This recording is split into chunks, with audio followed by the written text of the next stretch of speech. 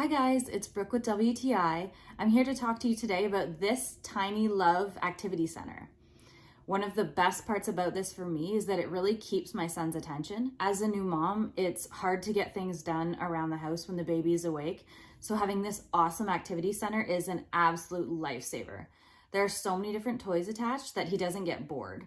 His favorite part would be that everything makes noise and moves. He's a really strong little guy and he really wrenches on these toys and there is no sign of wear or tear at all. We've had it for about 6 months and it is extremely durable. It's so easy to clean. The seat just pops right out. You take off the cover and throw it in the washing machine and all the little toys just get unclipped from the bottom and you can take them out and wipe them down.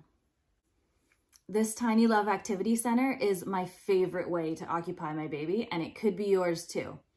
I'm Brooke with WTI, and that was my point of view.